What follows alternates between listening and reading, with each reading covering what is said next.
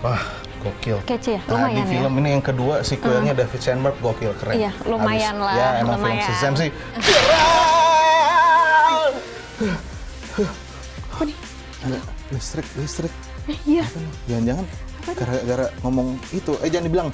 Nanti, Yang barusan itu ya? Nanti kekuatan kita hilang. Oh iya benar. Sebelum hilang, Lagi. kita coba dulu kali ya. Boleh banget. 3, 2, 1. Sorry Bisa ya, ya? kebiasaan mulut saya juga Nggak listrik keluar. Coba. Ya udah kalau gitu coba sekali lagi. Wah, keren, gokil. Rumahku nggak bakal bentar. mati lampu. Makasih, bener juga. Coba dengar.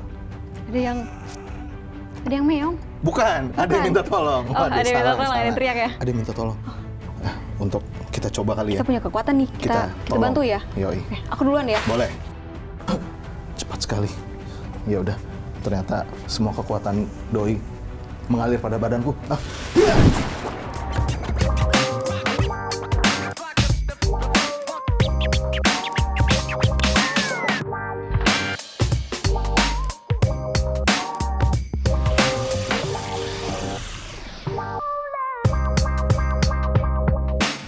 Halo Smart Viewers, welcome to Movie Freak. Kali ini kita akan bahas mengenai film-film dan tentunya hari ini bersama Gonatan dan ada wajah baru ya, Sadis, mantap. Nah, Siapa boleh dong, mungkin sebelumnya wajahnya udah nggak cukup asing, ada di FOMO gitu, pernah datang kan? Iya, pernah sekali. Siapa dong, boleh dong. Oke, jadi perkenalkan nama aku Yobita Adinda. Aku dari Binus TV Club jurusan Hubungan Internasional. Yes. Kebetulan Yo. banget. Aku tuh suka banget nonton film dan nge-review di Letterboxd. Benar. Gitu. Jadi kalian boleh banget kalau kepo langsung cek www.letterboxd.com/yobit T-nya 3, harus 3. Waduh, mantap. Nanti gitu. ada di bawah ya, ada di bawah. Yoi, ntar mohon bantu editor. Ya. Nanti Yobita ini masih ya kita ngobrol-ngobrol aja. Jadi hari Ya. ini basically akan lebih banyak gue nanya pendapat lo mengenai film ini, Oke. gitu ya. Baik. Nah, ini kan hari ini kita akan bahas mengenai film apa ya? Shazam! Fury of the Gods. Shazam, yes, alright. Nah, si Petir. Shazam ini kan karakter berdasarkan dari karakter DC gitu ya. Iya, Nah, betul. gue tuh masih ada sedikit pas mau nonton gitu ya. Kayak ada sedikit keraguan gitu, kayak soalnya Kenapa tuh? apapun yang dibikin di film ini kayaknya tanda kutip meaningless ya. Kenapa? Kenapa ya? Karena kan DC akan di-reboot, bro.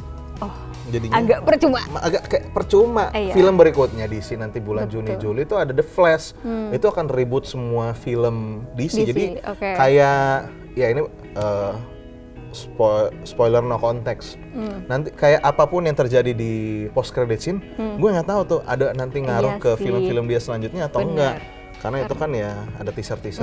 Di ya film nggak? pertama kan juga agak mirip. Betul. Nah, itu Gitu. gimana tuh? Nah, buat teman-teman nanti sebelum kita lanjut ke ulasan beberapa identitas filmnya kayak sutradara dan lain-lain, ada siapa aja yuk kita? Film ini disutradari oleh David F. Sandberg. Dia Yes. ini jujur aku agak kaget ya, karena selain dia ngedirect Shazam yang pertama, dia tuh sering ngedirect film-film horor. Kayak contohnya Annabelle Creation dan Annabelle Lights Out. Creation dan Lights Out.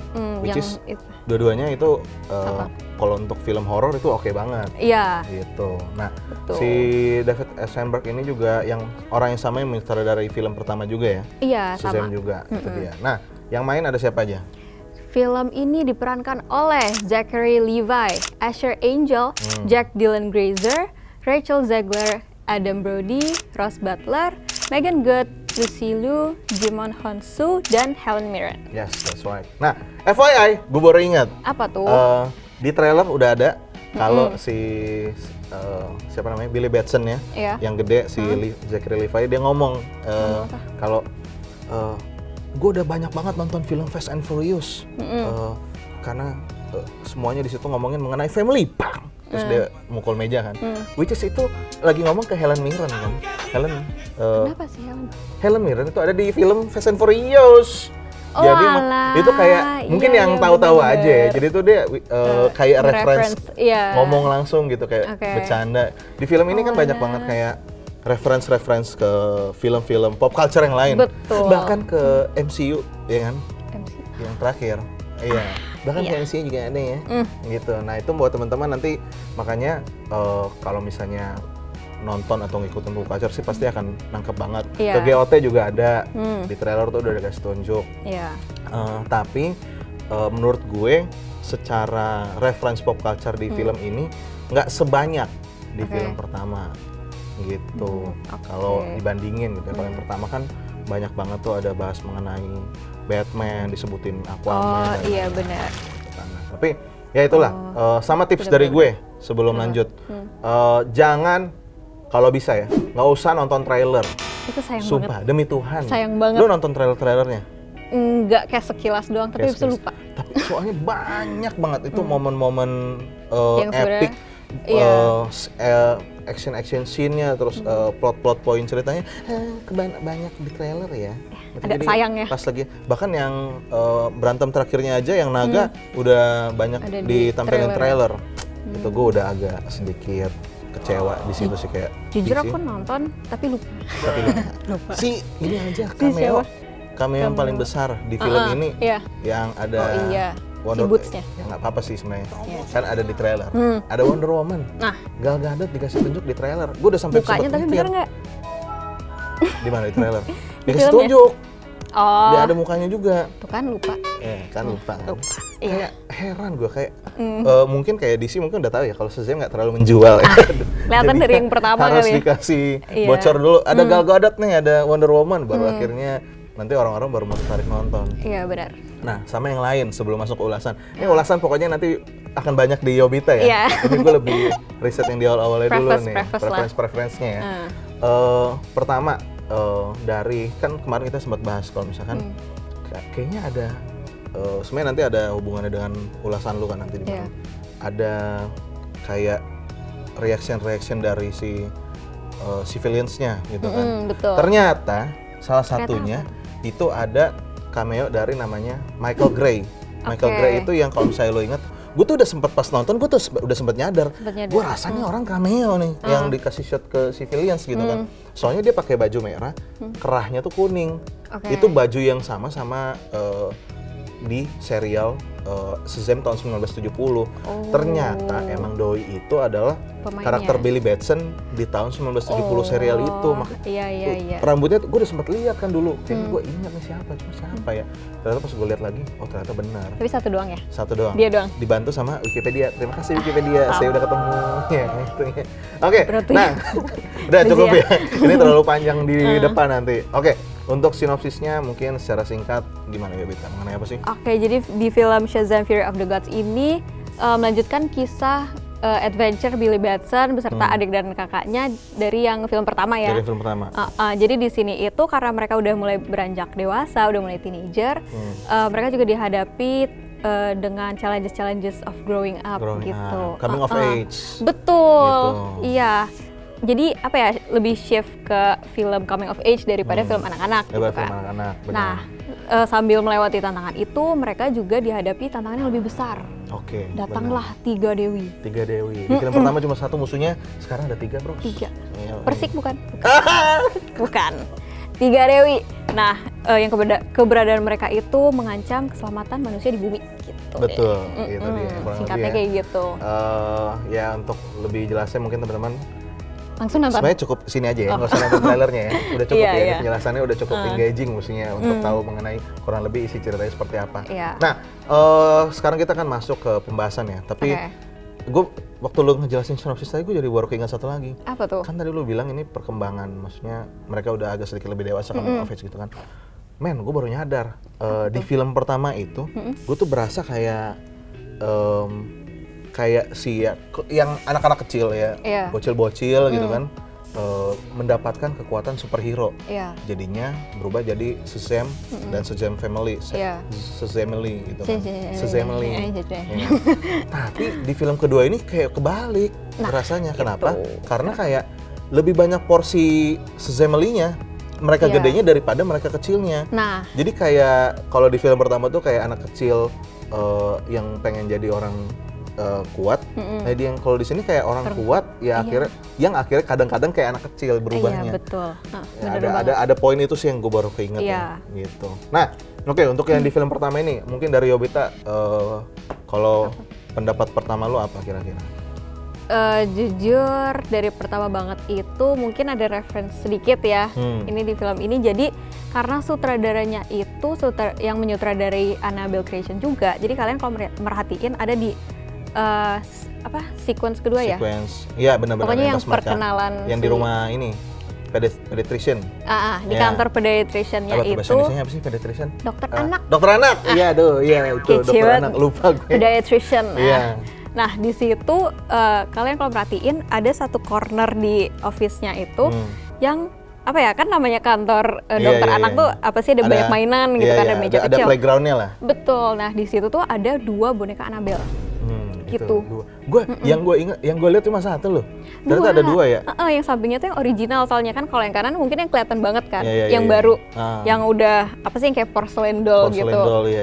Cuman yang sebelah kirinya itu kalau kalian perhatiin itu ada yang originalnya. Ada yang original. Yang hidungnya segitiga. Yang segitiga. Nah, itu ya karena ya mungkin dari David Sandberg juga ya. Betul. Plus sama-sama Warner Brothers yang bikin gitu ya. Bisa diselip-selipin dikit. Nah, perihal Shazam juga ini sebenarnya ada yang perlu diperhatiin sih, kayak ini tuh kalau mau disandingin tuh bisa dengan film-film Marvel tuh yang lebih ringan-ringan kali ya. Iya, benar. Gitu. Jadinya entah kayak Ant-Man atau mungkin kayak Thor Love and Thunder deh. Iya, Thor iya, Ragnarok itu kan masuknya udah ke hahaha gitu kan. Iya. Nah, kalau menurut lu di sini humornya gimana?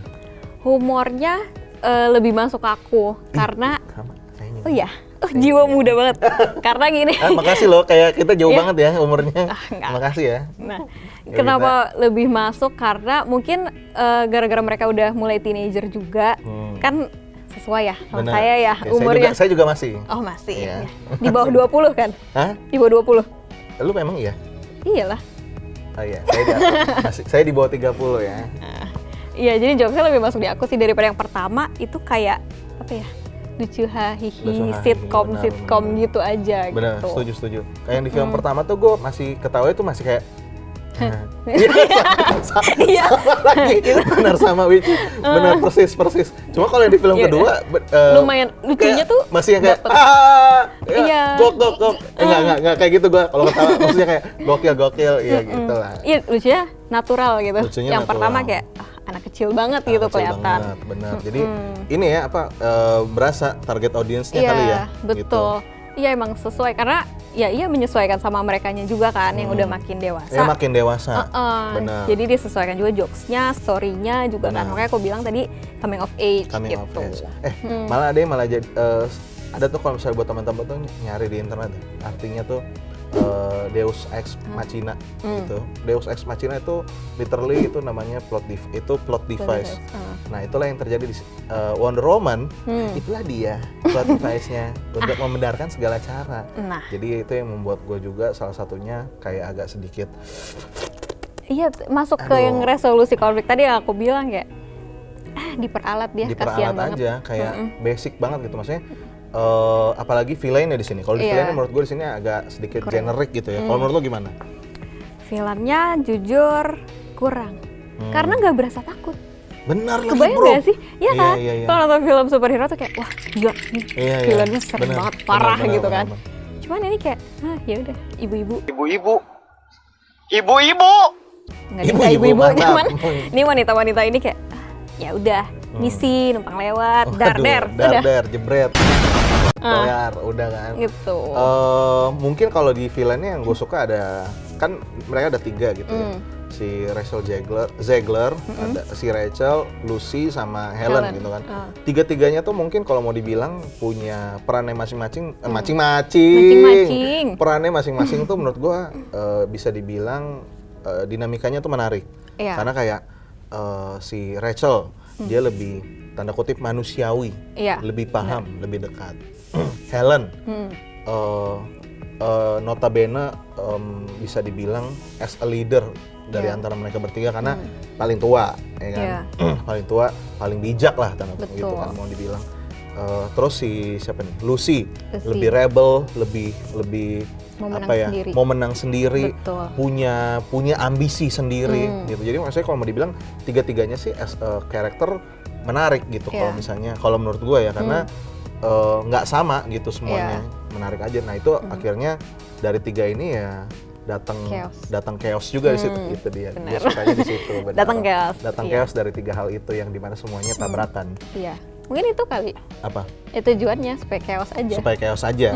Bener, makanya dibikin beda. Kenapa harus 3 gitu kan? Padahal 3 ya apa? Mereka kan bertiga adalah anak dari Atlas. Anak dari Atlas, which is Atlas itu adalah salah satu bagian kekuatannya dari siapa namanya? Deus, bukan? Dari Shazam. Zeus. Dari Shazam kan Atlas itu kan, gue lupa lagi Atlas tuh Strength of Atlas ya? Strength of Zeus ya? Ya itulah ya, buat teman-teman nanti ada di bawah nih. Editor, mohon dibantu. Ya, kan kita minta tolong Wikipedia kan? Oh iya benar, nanti Wikipedia dibantu. aja. Nah, ini kan di setiap film tuh pasti ada act-nya. Betul. First act, second act, dan third act. Nah, menurut lu, menurut pembagian dari setiap pembagian ini gimana? Untuk first act itu jujur fast lagi, fun banget. Kayak seru, nontonnya masih enjoy karena masih apa ya, perkenalan lah jatuhnya mereka gimana gitu kan, udah teenager, udah punya kekuatan gitu. Nah tapi di second act-nya itu kan udah mulai muncul konflik. Di sini tuh jadinya apa ya, konfliknya gara-gara kurang berbobot, kurang rumit, jadi kayak ya udah. Dan itu tuh nyambung ke third act. Third act-nya jadi bertele-tele gitu menurut aku sih. Dari kebanyakan dragon.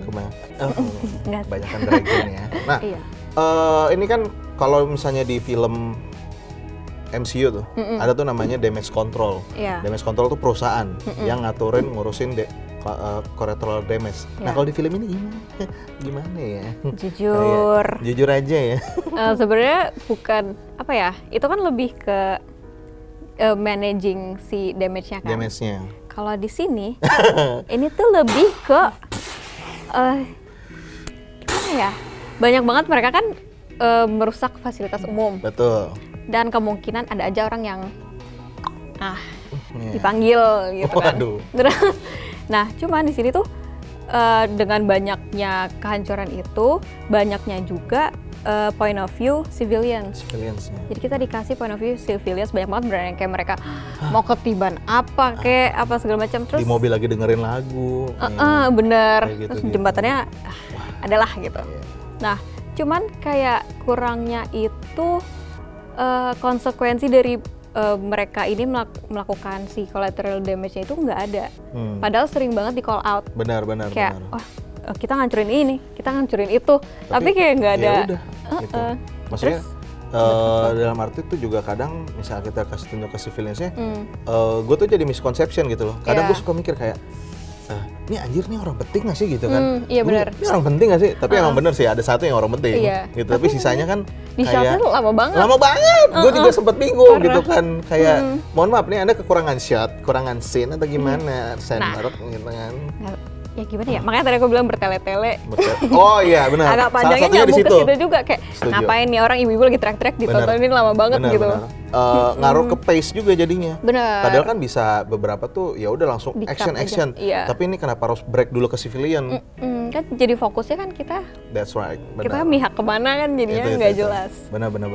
Wah ini. Apa tuh? Lu bilang ada foreshadowing. Benar sumpah mind blowing. Gue nggak kepikiran dia kemarin ngomong ini. Ini kasih tau nggak apa-apa nih? Kasih tau aja ya. Jadi kalau merhatiin itu tuh si Billy ada satu scene di mana dia mimpi kedatangan si Wizard. Iya. Wizard itu si kocak parah sih. Itu kocak parah. Si Wizard Funky. Terus dia mimpi, terus dia kebangun. Kebangun, diambil white shot gini, ada meja belajar. Meja belajar, di atas meja belajarnya itu ada apa ya? Kayak bola kayak kaca. Ini magician. Ini apa sih? Tarot, pembaca tangan, pembaca, itu. Terus ada listrik-listriknya gitu dalamnya. Gitu loh. Nah, di awal kan kayak, ya udah. Terus nggak lama sih bola itu meledak duar gitu kan.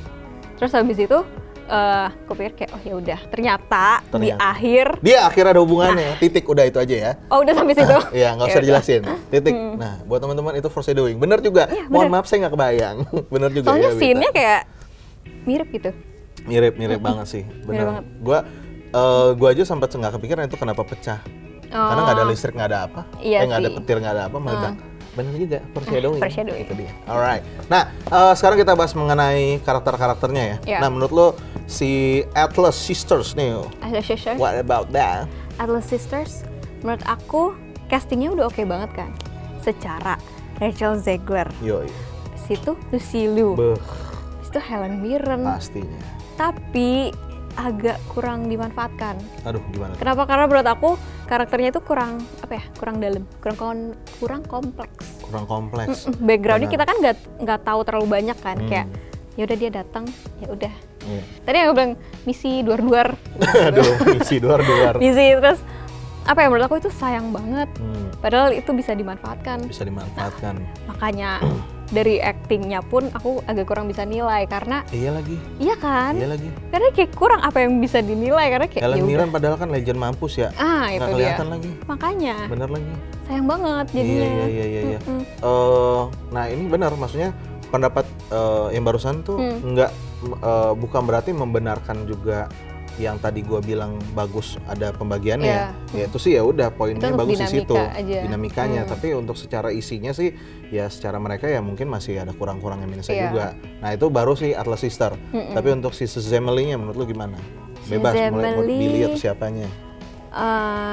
Ini fokus di Billy kali ya. Boleh. Karena Billy itu yang pertama kali aku sadarin. Aku nyadar tuh dari film pertama juga kayak personality Billy yang masih teenager, yang bentuknya teenager, sama yang udah jadi si Zachary Levi, itu beda banget. Beda banget. Pastinya. Iya, terus mungkin kayak aku awalnya kayak ya udah aja gitu kan, dia have fun apa segala macem. Cuman kan kalau kayak gini, kalau kita telaah lagi, itu pesan yang disampaikan kurang baik. Kenapa? Karena gini, kalau misalnya dia merasa selalu happy, selalu lucu, selalu disukain orang gitu, dia merasa happy lah intinya di bentuk yang Zachary Levi. Dan di bentuk dia yang biasa, yang teenager itu kan dia selalu yang kayak rebel, dia kayak biasa aja, dia ngerasa underdog gitu. Nah itu kan jadi pesannya kurang baik gak sih? Kayak dia untuk jadi orang yang happy, dia harus berubah bentuk yang lain lagi kan, kayak bener apa pesannya? Bener, ini gue juga baru kepikiran sih. Oke. Nah ini ngomong langsung ke konklusi deh. Oke. Gitu. Kalau misalnya dari gue sih overall film pertama sama kedua, film kedua lebih fun. Tapi as a structure dan lain-lain masih film pertama gue. Kalau di film kedua menurut lo gimana?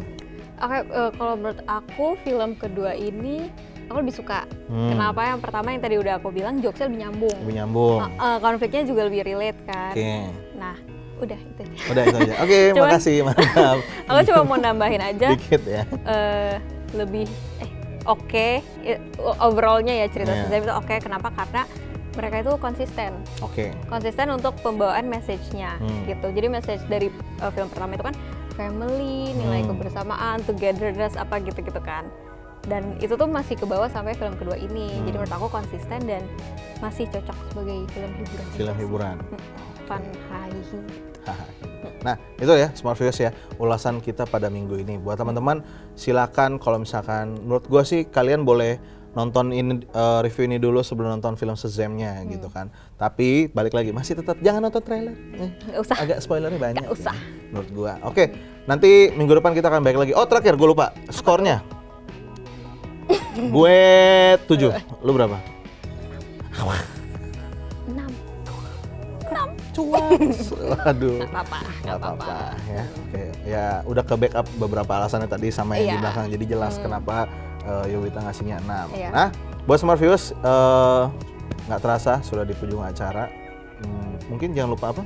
Jangan lupa komen, like, subscribe, dan juga nyalakan notifikasi. Alright, teman-teman terima kasih yang udah nonton episode minggu ini. Akhir kata Nathan pamit. Yobita signing out. Asik, sadis. Sampai jumpa di episode selanjutnya. Bye-bye.